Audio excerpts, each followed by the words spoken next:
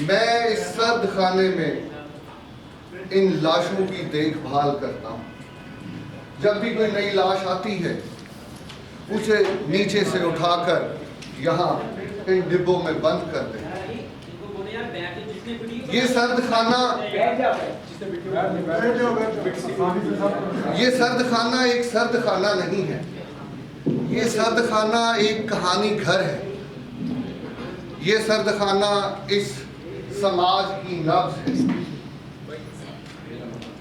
यहाँ जब भी कोई नई लाश आती है तो एक नई कहानी सुनने को मिलती है।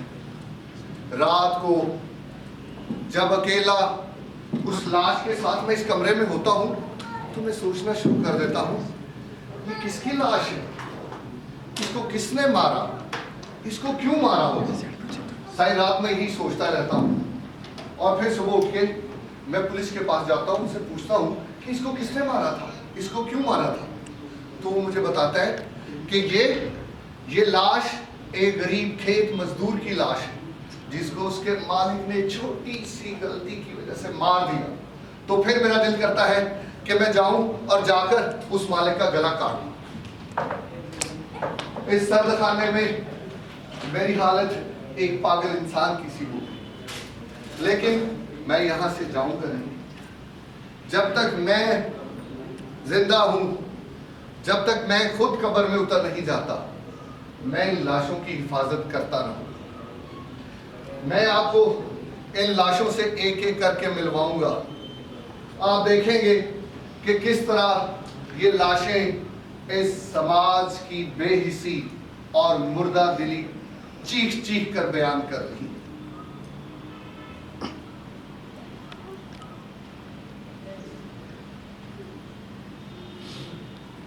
ये पहली लाश है।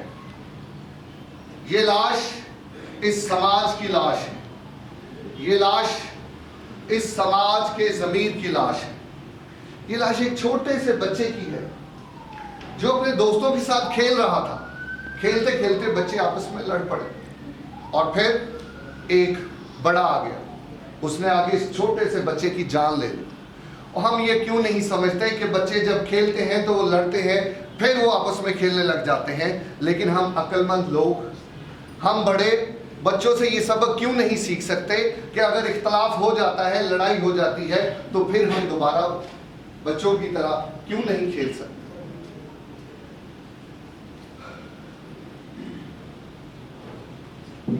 ये दूसरी लाश एक नौजवान लड़की की है जिसको किसी ने गैरत के नाम पे मार दिया। मुझे एक बात की समझ नहीं आती, गैरत के नाम पे हम सिर्फ अपनी बेटियों और बहनों को ही क्यों मारते हैं? आखिर उनका क्या कसूर है? अपने बेटे को हम ये कहकर चुप हो जाते हैं, कोई बात नहीं, उसने जो भी किया है वो तो बेटा है, वो तो मर्द है। लेकिन औरत का सबसे बड़ा कसूर यही है कि वो औरत पैदा हुई है। हमारे इस खोखले समाज के मयार दोहरे हैं, अपने लिए और दूसरों के लिए और, मर्द के लिए और औरत के लिए और, अमीर के लिए और गरीब के लिए और। हमारे इस पंजाब की धरती औरत की इज्जत की हिफाजत की जामन थी। हमारी गैरत तो ये थी कि हम दूसरों की बेटियों और बहनों के दुपट्टे की हिफाजत करते थे। लेकिन ये कैसी गैरत है कि हमने अपनी ही बहनों का कत्ल करना शुरू कर दिया। और बहनें तो अपने भाइयों पर जान मार देती हैं, वो अपने माँ बाप का सहारा होती, लेकिन ये पता नहीं कौन सी गैरत है जिसको हमने अपना लिया है और अपनी बेटियों और अपनी बहनों का कत्ल शुरू कर दिया है। और इसकी वजह सिर्फ ताकत और लालच है। ताकत और लालच की पट्टी हमारी आंखों पर बंधी हुई है और हमने अपनी बहनों बेटियों को मारना शुरू कर दिया। ये तीसरी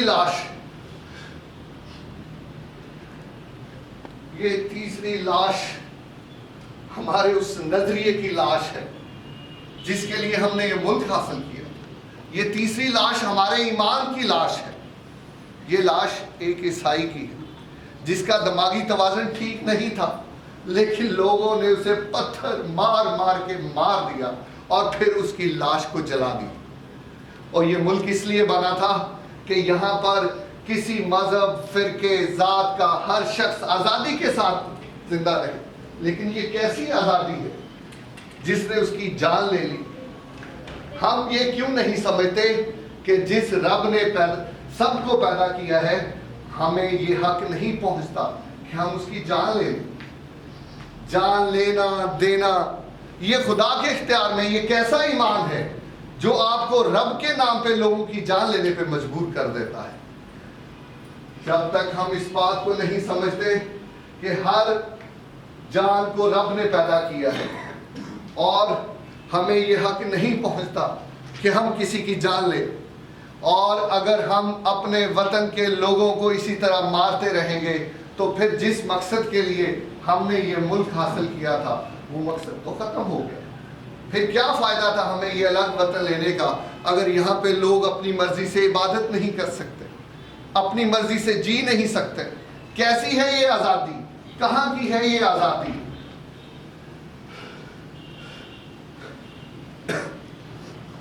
रब नू रब मनदे वीओ, रज दिलां नू भनदे वीओ, अपने भरे भड़ोले छड़ के माल यतीमां दा वंडदे वीओ, जन्नत दोज़ख खरीदो वेचो, कुछ रब उत्ते छड्डदे वीओ।